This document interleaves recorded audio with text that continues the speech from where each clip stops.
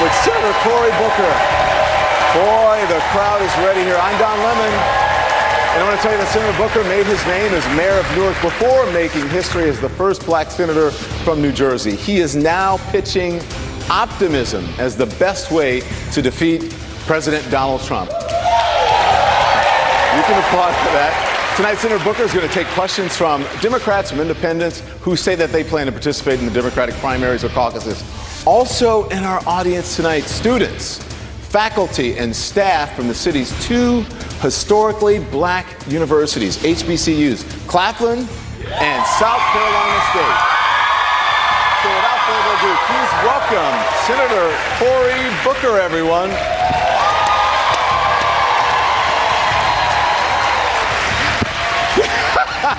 Get on up here. How you doing, brother? That's so good to see you. Thank you. Wow, look at the reception. You want to sit? Sure. So, this is the land of barbecue.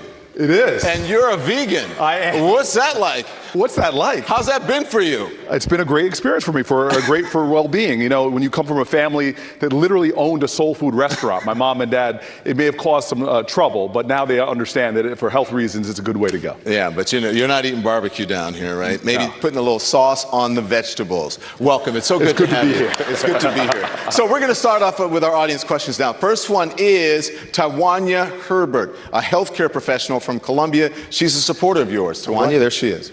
Good evening. Good evening, Tawanya. So, even though you have proposed legislation and policies that positively impact our country, moving forward, many people just want to defeat Trump in 2020 and are critical of your approach for campaigning on love and unity. What do you say to those people? I am so grateful for this question because I do hear it from time to time, even from some of my friends. But let's just first say that we all agree about the urgency of this moment to beat Donald Trump. Now, you guys can applaud that, definitely.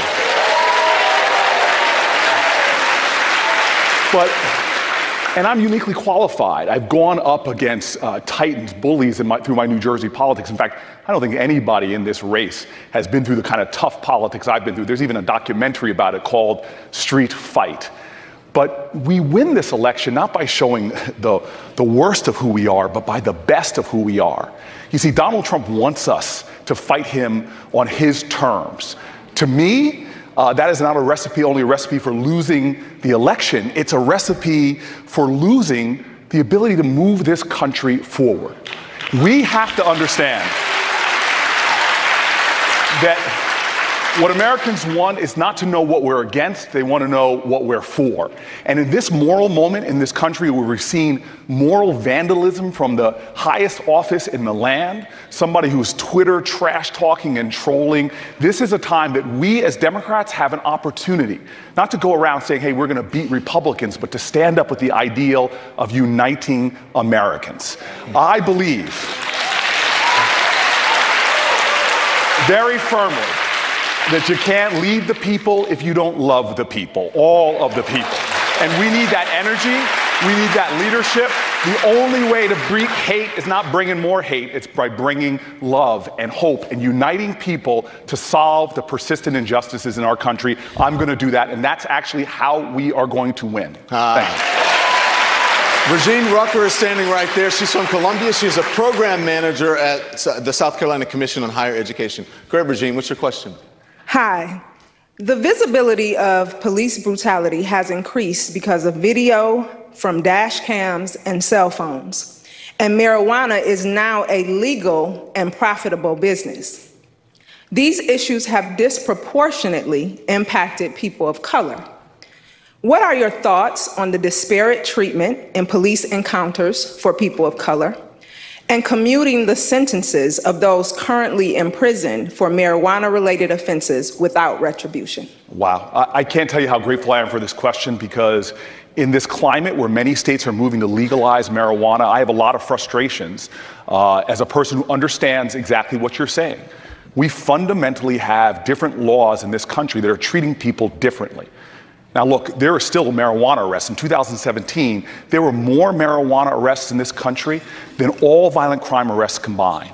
And marijuana enforcement is disproportionately impacting black and brown communities. You don't see stop and frisks often on college campuses like Stanford, where I went, but you see them targeting communities for these types of arrests. Let me give you an example. There is no difference in America between using and even selling marijuana between blacks and whites. But if you're African American in this country, you're almost 4 times more likely to be arrested for that. And by the way, when you get arrested for marijuana in this country, it is like getting a lifetime sentence. Imagine this. You now have a conviction for doing things that 2 of the last 3 presidents admitted to doing. And you leave now and you can't get a business license. You can't get jobs. You can't get a loan from a bank. It's like a lifetime sentence, compressing your economic well-being. That's why when I heard all of this about marijuana legalization, I fast put a bill into the Senate called the Marijuana Justice Act, which is about decriminalizing marijuana on the federal level, letting the states do what they want. But very importantly, and I'm hoping all of us, when we talk about marijuana legalization or decriminalization, in the same breath, we've got to talk about expunging the records of everyone who is still suffering. And so, I talk about issues of bringing this country together, but it's not for a kumbaya moment. It's about bringing this country together to pursue the ideals of our nation, which is justice. Right now, we have a lot of injustice in our criminal justice system, being borne by the poor, disproportionately by minorities. If I am your president, I'm going to fight to have sane drug laws and make sure that we expunge the records of those people who are going through convictions and the aftermath from things like marijuana. So I have to ask you, so let's follow up on Regine's question. What about considering where you lived? I mean, you lived in housing and drugs were sold there. Would you consider mass pardons or commutations for federal marijuana offenses? Absolutely. Look, in America, one of my friends, Brian Stevenson, says that we have a criminal justice system that treats you better if you're rich and guilty than if you're poor and innocent. We have a criminal justice system and this war on drugs that has resulted, by the way, in an increase since 1980 alone of 500% in our prison population. 500%. While other countries were restoring their infrastructure, building mass transit, the one infrastructure we were building out is a new prison or jail every 10 days between the time I was in law school and the time I was mayor of the city of Newark. And this, again, is impacting communities of color because the war on drugs has been a war on people. Mm-hmm. And so as president of the United States, your job is to pursue justice. And what we see right now is so many folks suffering. Now, I passed a comprehensive criminal justice reform bill with other senators on both sides of the aisle. The first time since those horrible crime bills back in the 1990s, passed this legislation working across the aisle to move forward. And you know who I brought to the State of the Union? Was a guy who had a life sentence for being in possession of an amount of crack cocaine weighing less than a baseball. This is tragic, unjust, and violates our values. And one of my focuses as President of the United States will be to balancing the scales of justice and having a criminal justice system that reflects our highest ideals. Rashad Gaines is here. Rashad Gaines is from Aiken, South Carolina, Senator. He's the founder of Black Progressives and Advocacy Group and was a delegate for Senator Bernie Sanders in the 2016 Democratic National Convention. And I'm sorry, it's Rashad? Rashad Gaines. Rashad, all right. Thank you, Rashad, for being here. Thank you for having me, sir.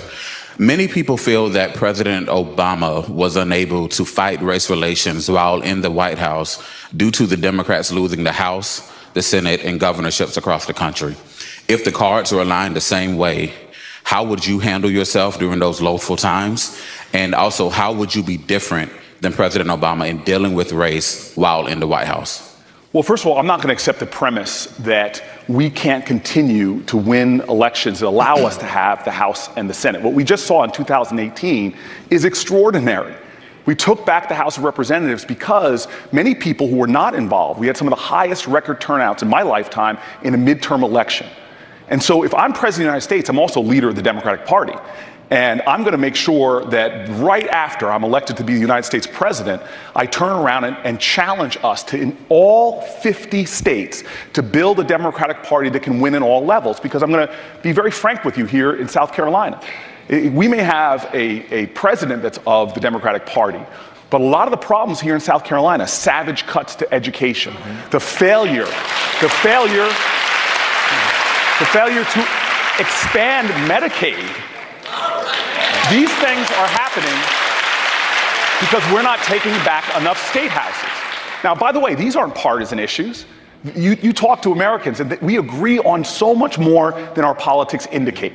And so I'm going to be a leader of the party that fights to make sure that we are building a nationwide party that can win legislative seats, mayor's races, that can win congressional seats, and make sure that we don't go into that valley where we lose the House or the Senate. Senator, I want to ask you more directly to his question then. How will you be different, he said, how will you be different in dealing with race in America than President Obama? That's a very important second part of that question. And look, I have spent my career being a person that has some time I left law school. I live in an inner city community. I'm the only person in this race that lives in an inner city black and brown community, and it's a low income community. You know, my neighbors are rich with spirit, rich with character, but they're trapped in this economy where the median income where I live, according to the last census, was about $14,000 per household. These are issues that I've been fighting for my entire professional career, to make sure that the issues that we're struggling with in this country, that are racial disparities that exist throughout our system. In healthcare, a lot of Americans don't know that maternal mortality rates, we lead the planet Earth, but for black women, it's almost 4 times higher than white women. Let's just take something like asthma, the most common health reason why kids miss schools in America in general. But you know that black youth are 10 times more likely to die of asthma complications than white youth? And so this is not something to me that I just talk about. My entire career has been about trying to balance these scales and address these disparities using creative ways. And in Newark, when I was mayor, we did it. We accomplished a lot of things to balance those racial scales. So I have a particular expertise in dealing with these issues. As a United States Senator, I've passed legislation from the criminal justice reform bill that I've already mentioned, even a bill with Tim Scott, your senator, across the aisle, on something called opportunity zones, to make sure areas of our country that have not gotten the investment and jobs they need, the lowest income areas, many of which are in this state, have different tax treatment to attract investment, to create jobs and opportunities in communities that have been denied that. Yeah. So give me the chance to fight for all of America and to deal with these disparities that we have in our economy, in our health care, even in education. So an issue, Senator, that has really been a hot button issue, this time on the campaign trail, reparations. Would you be in favor of direct monetary payments to black Americans who are descendants of slaves? Can I tell you why I'm frustrated and disappointed by this reparation conversation? It's because it's being reduced to just a box to check on a presidential list, when this is so much more of a serious conversation. So do I support legislation that is race conscious about balancing the economic scales? Not only do I support it, but I have legislation that actually does it. In fact, I've got the only legislation, I think, in the entire Congress that Columbia University says would virtually eliminate the racial wealth gap in our country. It's something called baby bonds, which means that every child born in America would get a bond when they're birth, $2,000 placed in it, and during the time, every year of their life, depending on their family's income, they would have more money placed in it. The lowest income Americans, by the time they reach 18 years old, would have upwards of $50,000, real wealth, a stake in our economy to invest in going to school or education, starting a business, buying a home. And so the ideas I'm bringing to the table, with very much conscious towards closing racial gaps, is there, but let me go further than that, and this is one of the things that frustrates me about this conversation. Since slavery in this country, our nation's original sin, we have had overt policies fueled by white supremacy and racism that have been oppressing African Americans economically, but it didn't stop with slavery. Reconstruction period. It went even beyond the Reconstruction period into the Jim Crow period. Many of the best ideas we've had in America that have ushered millions of Americans into the middle class, blacks were systematically excluded, from the GI Bill to even Social Security is written to try to exclude the professions that African Americans were in. Even in my lifetime, you had redlining, you had mortgage loan problems. In fact, my family, to move into New Jersey from Washington, D.C., had to get a white family to pose as them in order to buy the house I grew up in. And so what I'm saying to you is, and my frustration is, if we don't have a way of addressing head-on in this country the persistence of racism, the persistence of white supremacy and implicit racial bias. And you know it even in the media. Yeah. How do we talk about black protesters? They're thugs. You see it in our politics, Willie Horton and welfare queens, these tired tropes that still show up and then allow things to happen like mass incarceration, which has implicit racial bias in our criminal justice system that hurts blacks. So I want to make sure that we are dealing with the problem. That's why I support H.R. 40, which is a bill in the House that would bring together the best minds in America to deal with this issue. Not only trying to right economic scales from past harms, but to make sure we are a country that creates a more beloved community where all dignity and humanity is affirmed of every single person in our country. And it's a complicated question, exactly. What are reparations? And I think that's part of the conversation. So we're going to move on and get more questions in now. I want to go to Miriam Birdsong now. Miriam is a retired nurse and educator. She's from Somerville, South Carolina. She's also the first vice chair of the Dorchester County Democrats. Miriam, thank you for your question. Thank you, sir. After 43 years of working as a nurse, I now find that I'm disabled. My medications and my physician costs are astronomical. I have Medicare and private insurance, but they're expensive and they still don't cover my cost. The current administration thinks that the free market is the best route for people. Just put some money aside, they say, and it'll cover my medical expenses. Problem is, where's that money coming from? Can you explain to us, sir, how you're going to help folks like me who have worked and paid into the system with how are we going to do this? Thank you, Miriam. Thank you for that question. Thank you. Yes. And your struggle, some days I'm sure, like a lot of Americans, you feel alone in it, but this is one of those things. All across our country, there are people struggling with the same issues with you. In a system that is the most expensive system on the planet Earth, we spend about 18 to 20% of our GDP on healthcare, and we still have folks that are struggling just to get by because our system, all that money we're spending doesn't go to patient care, doesn't go to support folks like you. This is a broken system and we must fix it. And so if I'm your president, I'm going to make sure that we deal with this. Now, the ideal in our country is that everyone should have access to healthcare. Healthcare is an American right, and the current system is definitely wrong. I believe the best way to get there is by having Medicare for all. But anybody who says that in politics, they need to get to some explaining, because that's an ideal that we have to show a pathway to get there through practical things that aren't going to make people's situations worse, but help it get better. So here's some things that we can do in the first year, should I be your president.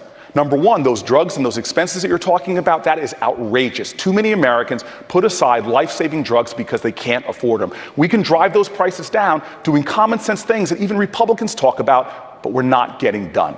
Those are things like using Medicare's bargaining power to drive down costs. That means allowing, on a bill that I wrote with Senator Sanders and Senator Casey, allowing imports from other countries safely. And I'll tell you what, we're going to drive down drug prices by doing what other countries do. They simply say that if you're going to have a drug in their country and raise the price in their country higher than others, there are going to be penalties for that. Well, if I'm president of the United States and you raise your drug prices higher than is in other countries, we're going to have a definite penalty. We're going to take away your patent and let generics come in and undercut those prices. And I want to give you one more example. And something, again, common sense. You know, on our way to getting to Medicare for all, we could just lower Medicare eligibility to 55, allowing people to have it as an option to buy into. Even companies can use that as an option. And what that's going to do is not only giving folks like you lower costs, but it also, for those folks who are left in private pools, by pulling the older folks out, it's going to actually make those healthier pools and drive down the costs. There are many common sense things we can do on the glide path to our goal of health care for everyone. And the most important thing is to relieve the financial burden on too many families that are hurting in the most expensive system on the planet Earth that fails to produce the kind of outcomes that this nation deserves for all of its citizens. Senator David Alexander works at a healthcare nonprofit. It is in Colombia and it is focused on the AIDS epidemic. David. Hello, Senator Booker. David, hello. When you first ran for the U.S. Senate, you accepted huge contributions to your Senate campaign from the pharmaceutical industry. Can we trust you to be tough on them when it comes to fighting the greed of this industry?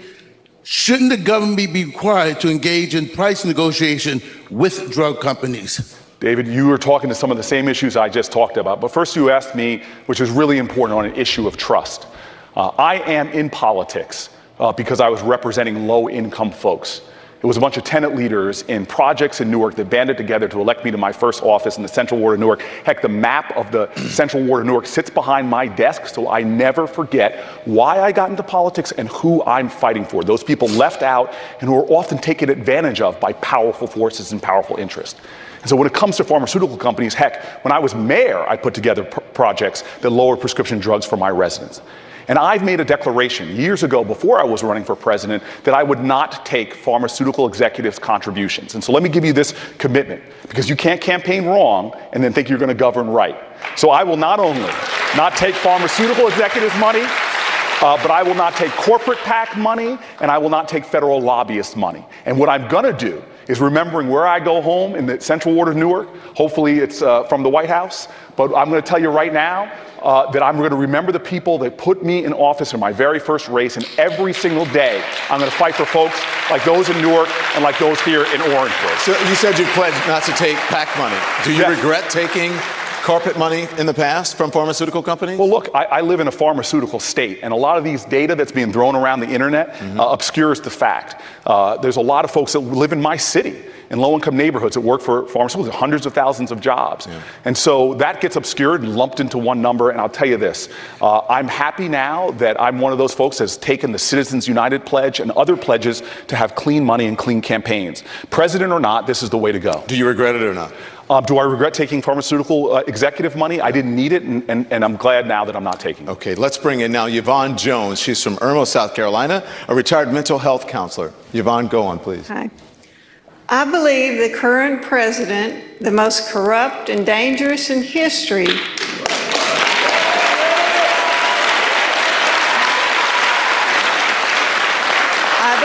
he should be impeached regardless of whether Mueller's report provides a smoking gun, direct evidence of a crime.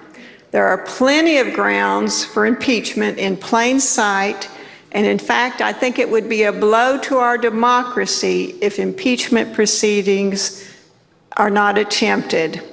Under what circumstances would you support impeachment, and how far will you go to make it successful? Wow.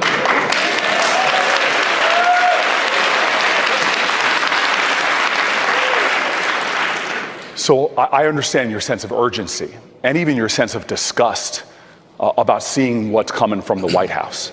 Can't even condemn Nazis. In the last budget, literally trying to cut from billions of dollars out of our Medicare and Medicaid programs after saying publicly that I wasn't going to cut them. It seems like every day that I wake up, it's not just the toxic Twitter trolling and trash talking, it's actually policies that are really hurting people. From a president who it seems like everybody around him now has been indicted or convicted of serious crimes, from his private lawyer to his campaign manager. And so I understand the sense of urgency to get rid of them, but I'm going to tell you this. I'm going to wait for the Mueller report to actually be released. You see now our Attorney General wants to say, hey, we're going to give you the Cliff Notes version. No, you are a Trump appointee. I don't need you to filter a fax. I want to see it. And you see how they try to change the rules. When President Bill Clinton was impeached, that report, the Starr report that was done on him, they released it the very next day publicly. It was in newspapers all across the land. We should see that report and make our decisions based upon that. But this is what I'm going to commit to you right now. I'm going to commit to you that we are going to beat Donald Trump, that we are going to have this nation, through the electoral process, send him packing from the White House, because I think there are a majority of Americans who believe just like you do, and I look forward to having the opportunity to lead us to that victory. So let me follow up on that. Now I'm going to get the language right. This is your words. You call it the Cliff Note version of the Mueller report. The special counsel Robert Mueller, and this is a quote, said the investigation did not establish that members of the Trump campaign conspired or coordinated with Russia to influence the election. The Attorney General, right, and Rod Rosenstein, the Deputy Attorney General, they cleared President Trump on obstruction. So I'm just wondering, does that take impeachment specifically off the table for you? I don't think we should come to any conclusions until we have seen the report. The public has a right to know what is in that report, and we should wait and make our conclusions after we have read it, not after it's been filtered through a Trump appointee to be attorney. Sounds like it's not off the table. Again, waiting for the results. I'm waiting for the results of that report. Right. And by the way, there are other investigations going on in the Southern District of New York. In fact, all the way from California to New York, there are folks that are investigating the potential criminal activity of this president. All right. And we should see where that leads. Good questions, right? Great questions. Very good questions. You guys are great. Okay, so stand by. We're going to be right back with more from CNN's Democratic Presidential Town Hall with Senator Cory Booker, live from Orangeburg, South Carolina. Make sure you stay with us at home.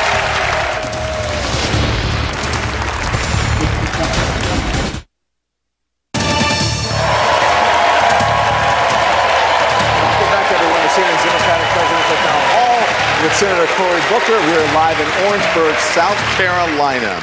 So we're going to get back to the audience in a moment, but I want to talk to you about your personal story, okay? Please. You've been on my mind all week because I've been reading your book, right? You texted me about that, yeah. I've been reading your book. So here's what I want to tell you. You did your ancestry.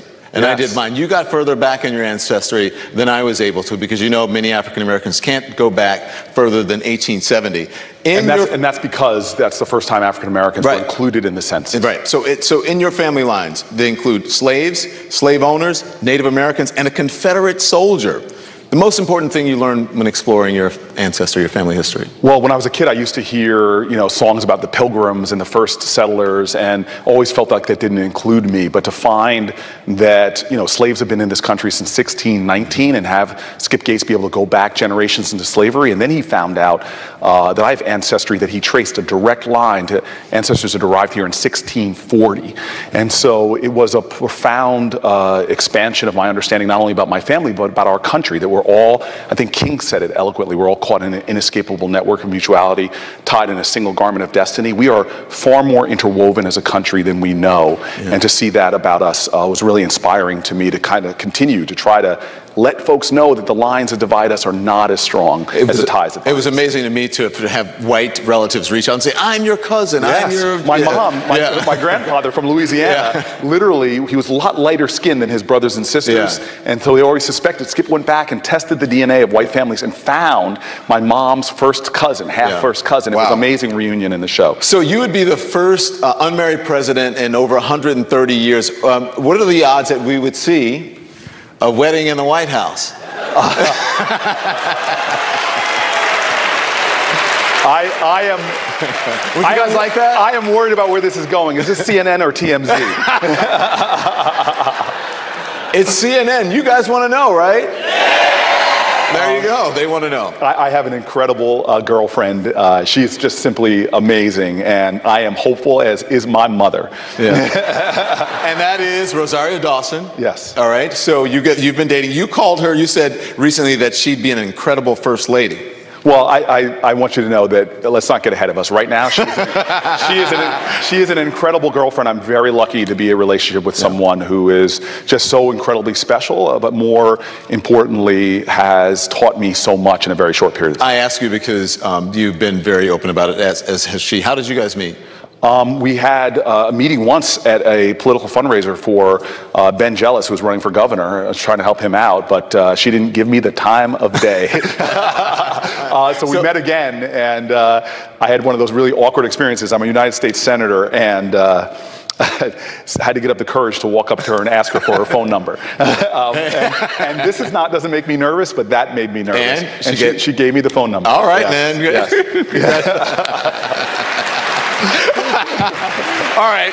I'm sure you would like to get back to the audience. I would like to get back to the policy, please. Yeah. Okay. Please. So we have CNN/TMZ. Okay. No, but we do have some serious stuff that we want to talk to. So I think it's important that we get back to our audience. So my next question is from Rachel Morey. Rachel Morey is a stay-at-home mom. She's from Waxhaw, North Carolina. Rachel.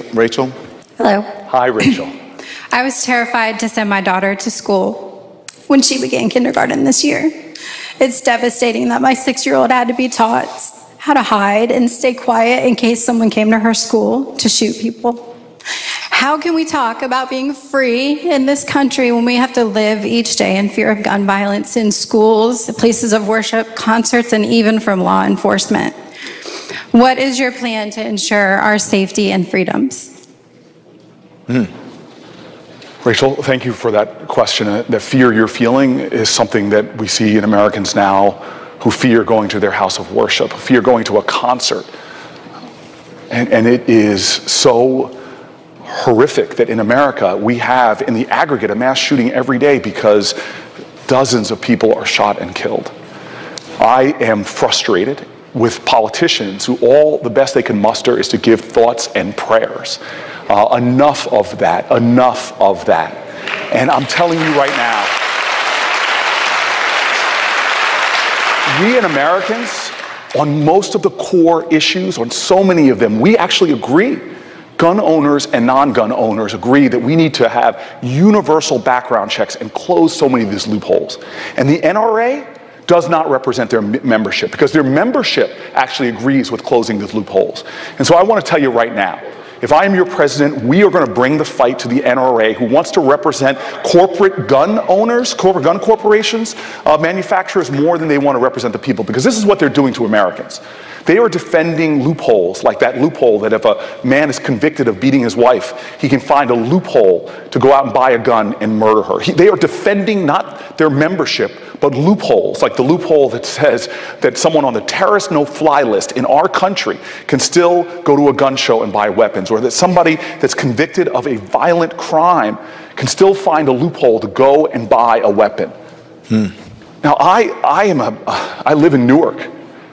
And my mayor, Ras Barak, is doing a great job in lowering crime, but there are shootings. I think I'm the only person in this race that has had shootings on their block. Shahad Smith was killed with an assault rifle on my block last year at the top of the block where I live. And this is very personal to so many of us. Me, because I'm a black man, and black males are 6% of the nation's population, but they make up the majority of homicide victims in this country. I am tired of going to funerals where parents are burying their children. And so I am going to bring a fight. We are going to bring a fight like the NRA has never seen if they're going to defend corporate gun manufacturers more than represent its people. We're going to bring that fight on every level necessary. I'm a guy that's taken on tough fights before and won them, and this is one that we are going to win together. That is a very important issue that there will be lots to talk about as you get closer to the election. But I want to turn now, I want to talk about the Green New Deal. Yes. Okay, Senator, a sweeping proposal is going to fight climate change and overhaul industry to transition to clean energy. I want to bring in now Mary Wright. Mary Wright is an office manager from Myrtle Beach, South Carolina. Mary? Thank you, sir. This week, Representative Sean Duffy mocked efforts to combat climate change as elitist fantasy. But being from a coastal town, I've seen the devastating damage increasingly intense hurricanes can inflict on low-income communities and communities of color in particular. So I would like to ask, would you support the Green New Deal, especially if nuclear power options were included? So, first of all, I already support the Green New Deal. This resolution of bold vision is what we need, and we come from a country that put forward bold visions, like a president who said, we're going to go to the moon. Folks didn't attack him and say, well, wait a minute, that sounds irresponsible. What kind of rocket? No. People leaned in and said, I'm inspired by that vision. Let's make it go from a vision and a dream to something real that we can implement, and we in America did it. And so right now, I believe, having been a mayor that dealt with these issues, that there are so many things that we can do and turn into legislation to deal with the planetary crisis. Because he says that this is elitist fantasy. Well, I say look at the military reports. I read what the military is preparing for 20, 25 years from now, when I'm younger than the current president about. We have a country that is preparing through its military to deal with planetary crisis, with famines and refugee problems, with the kind of extremism that comes when people are so desperate because the climate is changing and they have no hope and no opportunity. If the military takes this seriously, then this country's leadership should take it seriously too and do bold things. And so let me give you some pragmatic things real quick. When I was mayor, I found out that we can environmentally retrofit buildings, lower our carbon footprint, create good union jobs and apprenticeship programs, and help. Newark was a heat island, making our asthma rates high, help with that problem as well. There are so many win-win-wins for us like that if we do a real infrastructure plan, if we double down on research and development. And I agree with you, nuclear has to be part of this solution. Next generation nuclear is so much safer, uses spent fuel rods. There's a way to go about this in a bold, comprehensive way to get us back to being a country that leads on the planet Earth and doesn't follow. And that's why one of the first things I do, should I be president, will be rejoining the Paris Climate Accords to make sure that America is partnering with others on the planet to deal with this problem. So you say you support the Green New Deal? Yes. Okay, just this week in the Senate, a vote came up. You voted present instead of yes. And I know that members of your party say we all joined together that Mitch McConnell is playing politics with the vote. So if you support it, then why not just vote yes? Because I don't need to play on Mitch McConnell's terms, who until recently failed to even admit that there was a crisis. And the cynicism that they're showing by not putting real plans on the Senate floor to deal with this crisis, things, again, that Americans agree on. So much I'm trying to remind people in this campaign that we have common pain, be it climate change or health care, Democrats, Republicans, Independents, we have a common pain, but we've lost our sense of common purpose. Mitch McConnell is not showing any ideas that are unifying the Senate to move forward when there's a lot of territory to do that. I will not play his cynical political games. I'm going to be a leader that actually puts real solutions into legislation to deal with the climate crisis. All right, Senator. Teresa Jennings, she's an elementary school principal, and she's from right here in Orangeburg. Teresa. Good evening, Senator. Good evening, My Teresa. question is, do you believe that there should be some type of reform to the Electoral College, or should it remain as it is? Teresa, thank you for the question. I believe very simply that in presidential elections, the person with the most votes should be the president of the United States.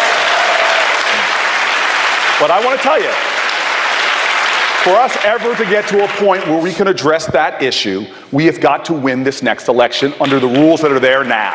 So it's nice to hear all this conversation going on, but we have about 595 days to win this election. And the way we're going to do it is by getting a lot of folks off the sidelines. Democracy is not a spectator sport. Okay, folks got to get active and get engaged. Because you as an African-American woman, I want you to know, you are the best voting demographic in America.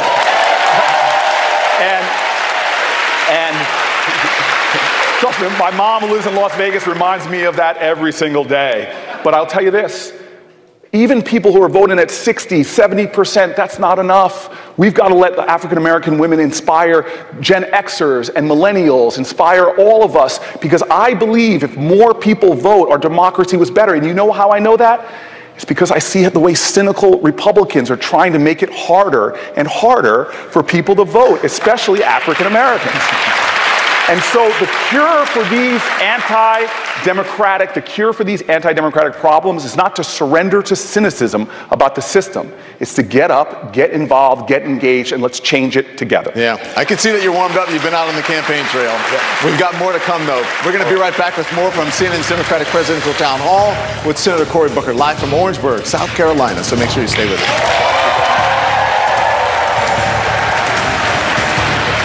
Nice job. Nice job. Welcome back to CNN's Democratic Presidential Town Hall with Senator Cory Booker. We are live from Orangeburg, South Carolina.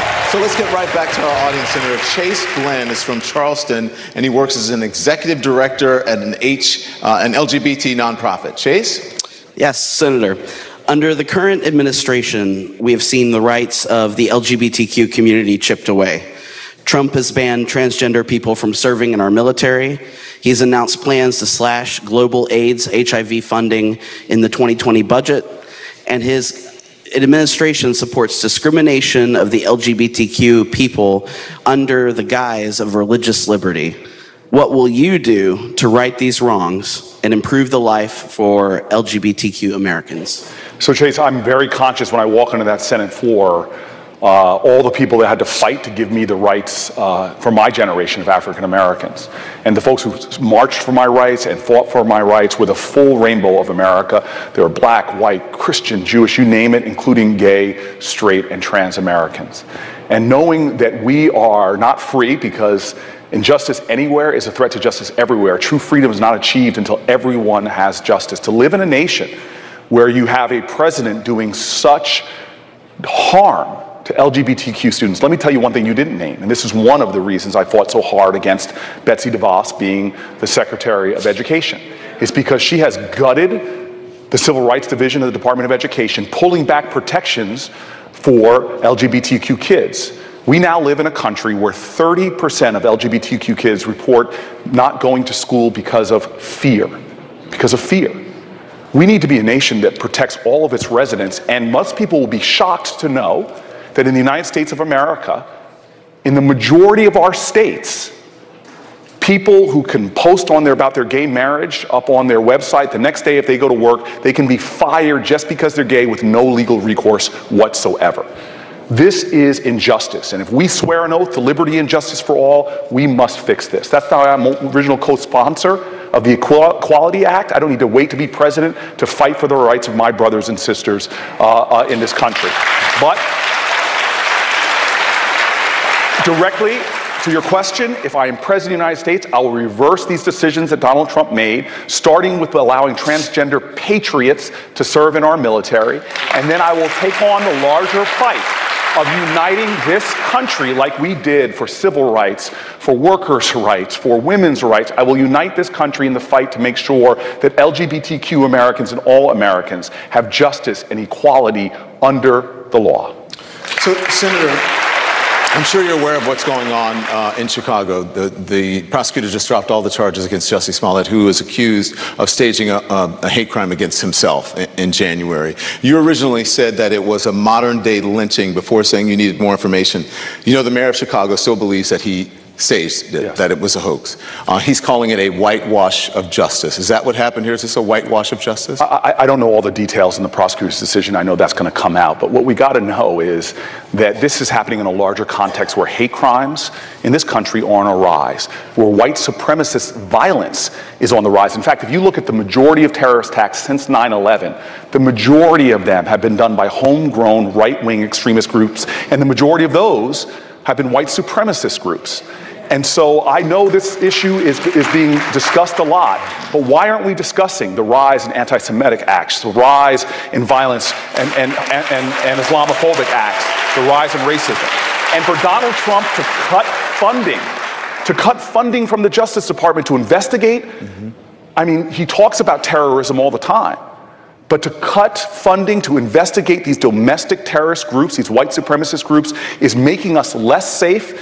And for him to fail even to condemn Nazis or even to talk about white supremacy as a problem in this country, to me that is being complicit in the violence that is happening, and I find that unacceptable and repugnant. I will be a president that faces the threats to this country, including violence coming from right-wing extremist groups. Jen Godwin is here. She's from Fort Mill, South Carolina. She oversees a nonprofit that helps children with autism and is a supporter of yours. Jen? You very adamantly opposed Betsy DeVos for the Secretary of Education, but you once gave a speech at the American Federation for Children, a group formerly run by DeVos. Can you explain your past support of charter schools and voucher programs, and what is your current position on that topic? I'm really grateful for that question because a lot of misleading information is out there. I was mayor of the city of Newark, and even before that, I lived in high-rise projects for about 8 years and saw what shouldn't happen in America, which is parents struggling with having to send their kids to schools that have been failing their genius for years and begging for other options. As a local leader, I was going to find options to serve the 55,000 or so kids in my community, and we found a lot of ways to make sure that the great public education I got growing up in one section in New Jersey was available for all our kids, and we produced results. But by the way, I fought for excellent schools no matter whether they were magnet schools, charter schools. In fact, I fought to close low-performing charter schools. And we created, for our local community, which believes that one size doesn't fit all, we created schools that worked. And now in Newark, we've made national news. We are the #1 city in all of America for beat the odds schools. High poverty, high performance. And if you're a black kid in Newark, which is the majority of our kids, your chances of going to a high performing school that beats the wealthiest suburbs went up 300%. And my record and my vision for public education is the reason why when I ran for Senate both times, the state's largest teachers union endorsed me. And they endorsed me because they knew when I got to the Senate, I would do exactly what I'm doing right now, which is fighting for public education. You talked about your beautiful child who has autism. Well, as senator, and especially when I become president, should I become president, I'm going to make sure that we support public schools by fully funding special needs education. Right now, it's funded about 18%, moved up to 40%, and we make sure that public schools aren't starved of resources, which is making parents desperate to find other options. So, Senator, then how do you respond to people who say that charter schools aren't worth it, that they erode public schools for everyone? Well, look, I think people in South Carolina have a case to make. You know, some of these charter school laws are written by Republicans who control state legislators, are written in ways that really do hurt public education. And there are areas in New Jersey even that many of us joined together to stop, because in a rural area where you got one public school, to put a charter school, it just doesn't work. And so what I say again and again and again, local leaders need to find the best solutions for public education that work for them. Whether it's charter or district, local leaders have to support it. On the federal level, as your president, my goal is that everyone in America, regardless of zip code, has a great public school. And we do that by funding our public schools, and God, we do that by supporting public school teachers, forgiving their debt, increasing their salary, and making sure we're drawing more people into the profession. Alejandra Gonzalez Rizzo is a student at South Carolina State University. She's also a recipient of DACA, a program offering protections for undocumented immigrants brought to the U.S. illegally by their parents. Alexandra? Hi, thank you so much for being here. Is it Alexandra? Alejandra. Alejandra. When the Trump administration took away DACA, TPS, and DED rights, many students like me were left in limbo of deportation. How will you make sure we are protected in a permanent way? Well, Alejandra, first of all, I am grateful for your question. We need to be a country that has immigration laws that reflect our common values. And to take dreamers, for example, who are Americans in every way except for the piece of paper. And when I mean every way, they're first responders, they're entrepreneurs, they're teachers. They contribute literally billions of dollars to our economy. I have a dreamer in my state who I brought down to Washington, D.C., she started a tech platform that employs hundreds of people. And so to create an environment where they're suffering stress and anxiety and worry right now that they may face deportation, that is so un-American, and it works against our economic interest. Your question was about how do I permanently help that? Well, I'll tell you right now, when I become president, immediately I'm going to reverse Trump's actions and give those DACA folks a pathway to citizenship. But we need comprehensive immigration reform, and you know that. It's for people with TPA status in this country who are now facing the same kind of immigration. It's having ICE agents make many of our communities less safe because of ICE raids at schools and at courthouses. I have local police in my state telling me now immigrant communities are afraid to come forward and even report crimes, from domestic violence to robbery, that are necessary for us to create a safer environment for us all. The kind of thing that's going on that is a direct abuse to our values, that we would be the nation that wants to be a light of moral strength to all this country, that we should be a nation that separates children from families, puts children in cages, makes our community and our country less safe, less economically secure, and ultimately un-American, this nation that was built so much on immigration. I will change that as your president, affirm our values, and create an immigration system that keeps us safe and works in accordance to our values as well. All right, we got more questions to come. All right, we're going to be right back with more from Stevenson Democratic Presidential Town Hall with Senator Cory Booker. We're live from Orangeburg, South Carolina. Make sure you stay with us.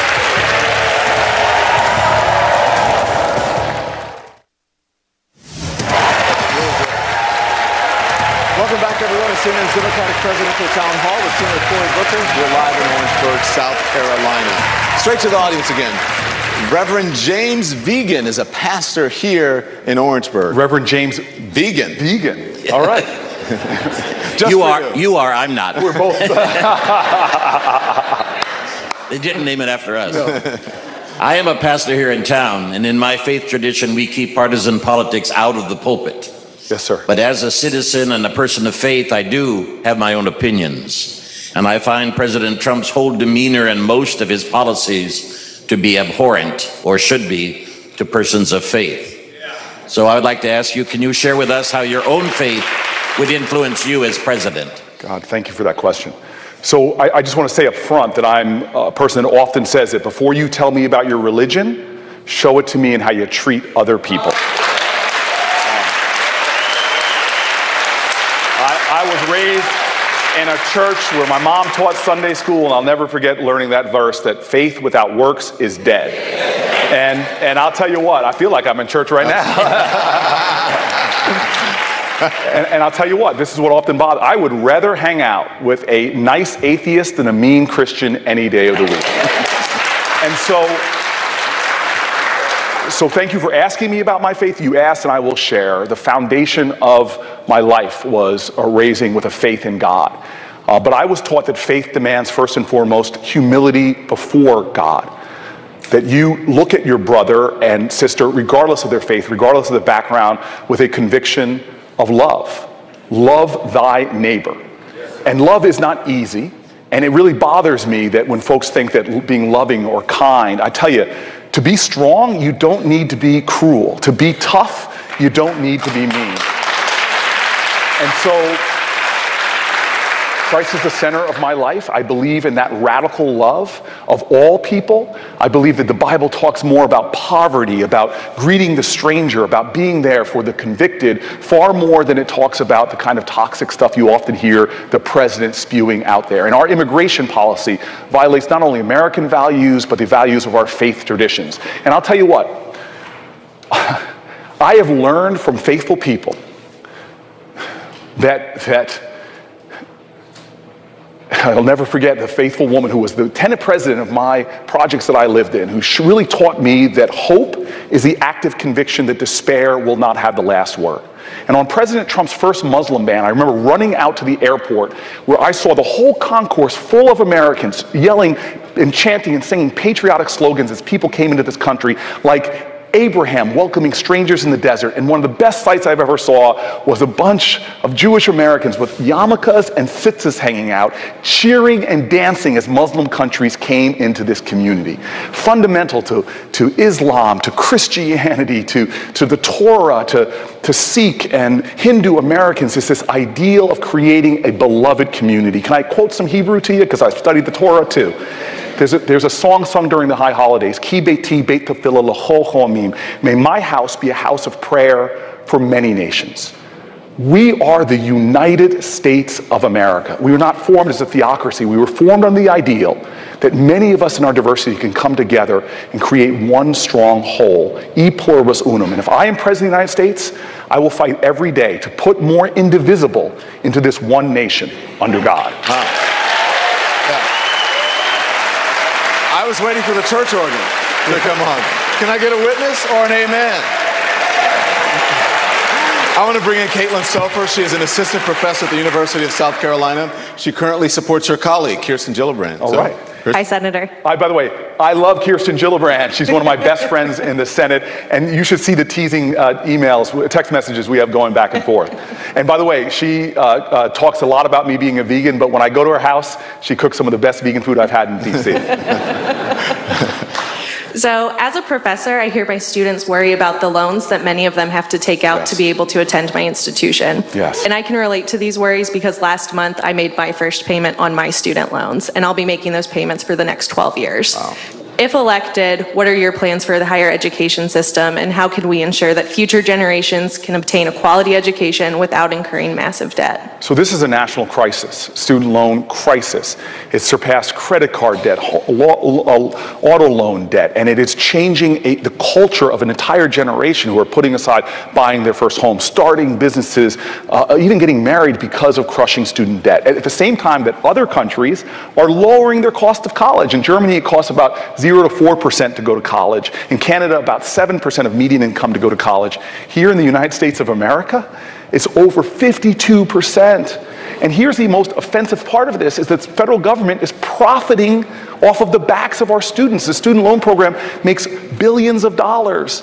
I'm going to end that, and we are going to go towards a system of debt-free college, free community college, and make sure that certain professions, like teachers, if you're willing to teach or be a school professional, especially in communities like Orangeburg or Newark, we are going to forgive your debt. And let me say finally, because this is a mistake where people talk about college. Do you know we cannot have a system that supports the 35% of Americans who go to college, and I want to get that number up, but the majority of our kids don't go to college.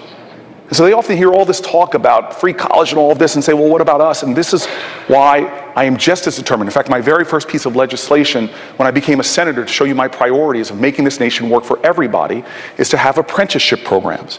If I am president of the United States, we will do what our competitor nations are doing, which is having robust apprenticeship programs for kids to learn the skills of a 21st century economy, like advanced manufacturing, to learn and earn at the same time. And if you're a person that's older, if you're older, 45, 50, and somehow you lose your job, well, this country should say to you, there is a place for you as well to get an apprenticeship, mid-career apprenticeship programs where you can continue to earn money while you learn the skills to retrain you for another job. Does that mean that free four-year public college is unaffordable?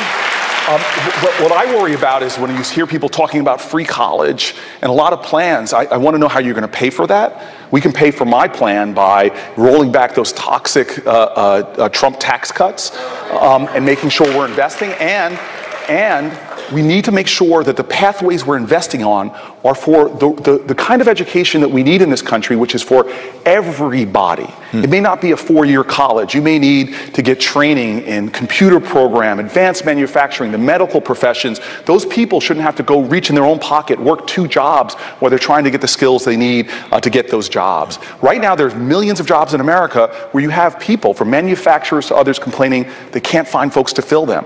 Okay. Other countries are doing that. We should be actually set the standard on this planet for apprenticeship programs. Under my leadership, I intend to do that. As I mentioned at the top of the show, that we are in Orangeburg, which is home to 2 HBCUs, historically black colleges and university, Claflin and South Carolina State. So on that topic, I want to bring in Dion Tedder. He is a lawyer in Charleston who went to college at South Carolina State University. Dion. Thanks, John. Senator, HBCUs are important to most of us here today, but there are many people who want to do away with them.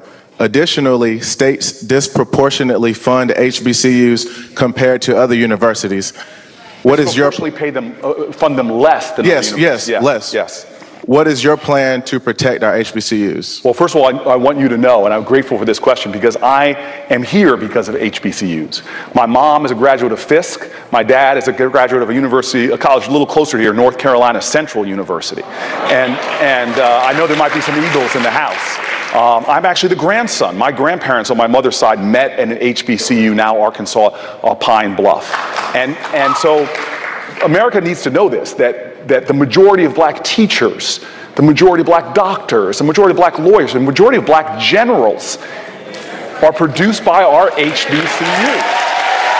And if you believe in diversity and inclusion, HBCUs are not just for African Americans. HBCUs make America stronger and more reflective of the diversity. And so as a senator, I've been fighting and winning battles to better fund HBCUs, including the Opportunity Zone legislation. I mentioned earlier tonight that there's about 50 HBCUs that are in Opportunity Zones, and there's actually been a fund already created to invest in those areas. I fought for funding for scholarships to HBCUs. I do the United Negro College Fund events regularly to try to help us to raise funds. If I'm president, I'm going to prioritize our HBCUs because of what they do for America and because my mama wouldn't have it any other way. Mama's important. Yes. Mama says goes. I want to bring in now Christian Holmes. Christian Holmes is a PhD student at the University of South Carolina. She's studying social work. Christian. Hi, Senator Booker. Hi, Christian. How do you plan to fix Social Security so us millennials can retire someday? Amen. Amen. Amen. So fixing Social Security is not as complicated as people make it, and you see a lot of Republicans trying to think about privatizing Social Security or somehow doing things that would deny people benefits, and it's not even adequate right now. There are 7 million seniors right now that effectively live below poverty because their Social Security checks don't go far enough. So here's how we're going to fix the problem. It is unfair that if you're making $100,000, $150,000, you're paying a higher percentage of your income into Social Security than somebody is paying $1 million. We need to make sure that we create a fairer, more progressive Social Security tax situation so that if you're making $1 million, you're paying more into that system. That alone, having changes to that cap on Social Security, would more fully fund Social Security. I want to see it expanded for the lowest income folks. And I want to say this. Another reason why we don't have great retirement security is because of the attack on the dignity of work in this country. People who work full-time jobs and are barely staying afloat, they actually can't even afford, about 40+% of Americans can't even afford a $400 hit to their bank account. They're 2 flat tires away from missing a rental payment or having to sell something. That is outrageous, outrageous. We need to get back to putting the dignity in work. This is why the attacks on unions that we see in this state and others is unacceptable. We need to support union labor to make sure that people can have retirement security. This is a crisis that's coming in our country. We can avoid it with a president that will prioritize retirement security for all Americans. Yes or no, do you pledge not to cut entitlement programs like Social Security if you're I president? will not cut Social Security. That is a pledge. And I will expand Social Security if I can build a coalition to do it. All right. Sergeant Joseph Spann from Charleston is here. He served 12 years in the Army. Sergeant Spann. Great haircut, Senator Bush. Thank you very much, Sergeant. We are in a very good club here. Yes, we are. As a United States Army veteran, the Veterans Affairs health system, it's had some challenges. It faced many challenges over the years, and yet they're still affecting hundreds of thousands of veterans. Sometimes veterans are prescribed more medicine, which is a problem in itself, and then given very little care. So, having said that, how would you address it and then fix the problem? So first of all, I really want to thank you for your service, and I don't want to just thank you. I want to thank your whole family, because when a veteran serves, the whole family serves with them. And I want to use very strong language here, and I want you to hear me when I say that the way we treat veterans in this country is a national shame. And we have a country right now where we sing in our songs that we're the home of the brave. But when our brave come home, they don't get adequate housing, they don't get adequate health care. Just the suicide rate among veterans alone shows you we're not doing enough to support their mental health care as well. And so I will change this to be from a nation that seems to be able to find trillions of dollars to send people over war, but suddenly pleads poverty or not the resources to provide for them when they come home. We are going to make sure that our veteran services, especially our medical services, have real investment and support so we don't hear the shameful things I hear in my city and in my state, like women who are veterans having to wait weeks and weeks just to get gynecological care. This is unacceptable to me. Now, I'm one of those people in this race that actually had to run something. I was a chief executive of the city of Newark, running about $1 billion operation. And there's no problem that we've talked about tonight that I didn't find ways to address when I was mayor. When I was mayor, I said, I'm not going to wait for other people. The buck stops with me, and we created New Jersey's first ever one-stop, an office for our veterans to come to, because there's too often these services are disjointed, disconnected. I said, just come to City Hall, and we are going to find an array of services, pull them together to serve you. These are the kind of efficiencies and effectiveness that I'm going to bring when I'm the chief executive of the United States of America, should I be elected. Because I'm going to make sure that we live up to the promise that we make to veterans. And if you're willing to stand and serve, and your family, that we are a country that doesn't just give the resources necessary for you to be the best trained fighting force on the planet Earth, but that when you get home, this is the best nation there is for supporting veterans. And the final thing I want to say, which is really important, is this is not just about supporting veterans. Veterans want to continue to serve and continue to lead. And if you give veterans the resources they need, whether it's to start businesses or to be involved in counseling other veterans, they are able to lead in ways that will inspire folks, and you know other veterans like that. That's the kind of leader I'm going to be, supporting veterans. So sticking to your experience as a mayor, your executive experience, I want to bring in Robert Van Newkirk. He's the owner and the head coach of a fitness center in Charleston. Robert. Hey, welcome, Senator Booker. You actually touched on this in the last question, but I'm hoping you can expand a little bit.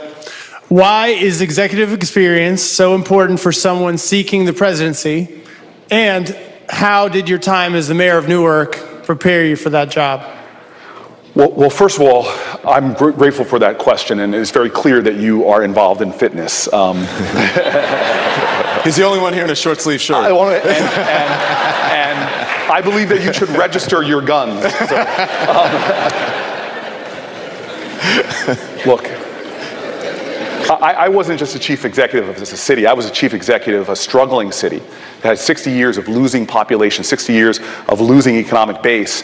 And I governed that city through the worst economic crisis of our lifetime. And what did we do there?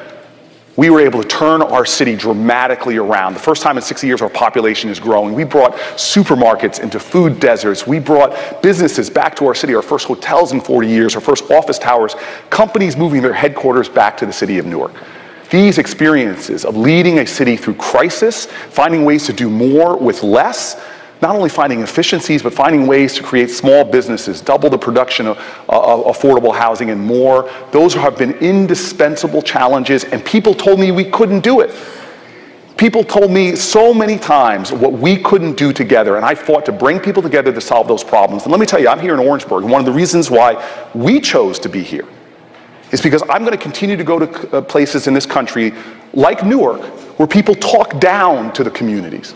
You all know this in this community. They call this a corridor of shame here on 95. Well, to me, I don't see it that way. This is a corridor of opportunity. And I tell you what, I showed under the most challenging experiences as a chief executive that I can transform a city. Let me be your chief executive of this country. And I'll go to all those places, from factory towns to rural areas where people are feeling left out, left behind, where folks are turning their back or talking down to communities. I got into politics because I wanted to stand up for people and with people who are overlooked and underestimated. There's too many places like that in America. Let me be the chief executive of this whole country, and we'll create transformations in those places as well. So, as Carol Burnett used to say, I'm so glad we had this time together. Thank you, Senator. I want to give it up for Don Lemon. He's doing a great job. Thank you, Senator. Senator Cory Booker, everyone, and thank you very much to the audience and to the city of Orangeburg. We had a fantastic time. Thank you for your hospitality, and thank you for being so energetic and your great questions.